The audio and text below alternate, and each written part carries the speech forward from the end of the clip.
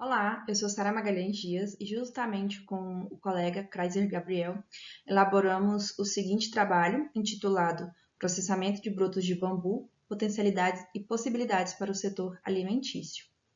Para iniciar, uma breve contextualização em relação ao interesse do Brasil em relação a recursos naturais e, em específico, existe uma política nacional de incentivo ao manejo sustentado e ao cultivo do bambu, que é uma lei de 2011, e ele é um recurso não madeireiro que apresenta diversas aplicabilidades e tem uma certa potencialidade, então, em relação a esse potencial alimentar. Então, justamente por isso, o objetivo do trabalho foi apresentar essas potencialidades e possibilidades em relação à cultura do bambu e pensando também em desenvolvimento sustentável. Em específico, o foco do trabalho foi em relação ao broto para o setor alimentício. Dessa forma, nós fizemos um levantamento bibliográfico de documentos, artigos científicos e outros estudos disponíveis na literatura em relação ao bambu e, em específico, técnicas do processamento do broto. Como resultado, nós encontramos entre 50 e 60 espécies que produzem brotos comestíveis e que têm uma composição nutricional relevante, que nós podemos observar então na tabela 1, algumas dessas espécies, né, as espécies mais comuns. E tem destaque para duas específicas em relação ao nosso resultado, em relação a teor de fibras e em relação também a, por exemplo, outras substâncias que talvez seriam preocupantes, em relação também à questão do pH. O pH ele foi adequado.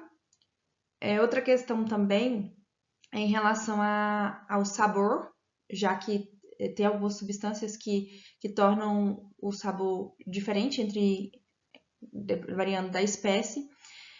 E outra questão também encontrada em literatura é em relação às técnicas. Então, alguns utilizam enlatamento, outros a fermentação, desidratação e até mesmo o tratamento térmico. Então, pensando em ter um produto adequado para o consumo humano, sem ter riscos de contaminação ou algo nesse sentido.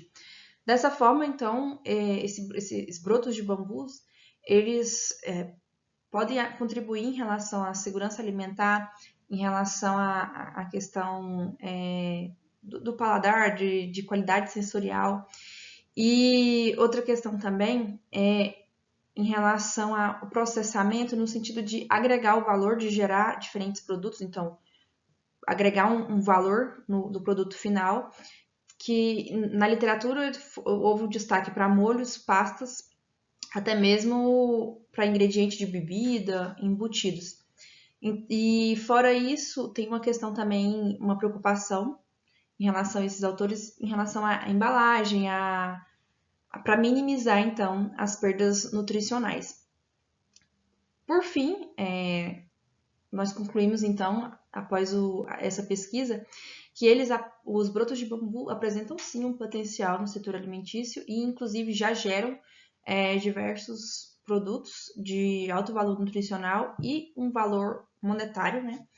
De forma que pode ser sim uma alternativa viável para o desenvolvimento sustentável e para o fortalecimento dessa cadeia produtiva do bambu no Brasil. E lembrando que aqui o foco do trabalho foi em relação à questão alimentícia e ao broto de bambu, mas o bambu, o indivíduo, ele pode ser todo utilizado para diferentes fins, né? Então é considerado um produto não madeireiro e muito versátil, já que utiliza-se praticamente todo o indivíduo.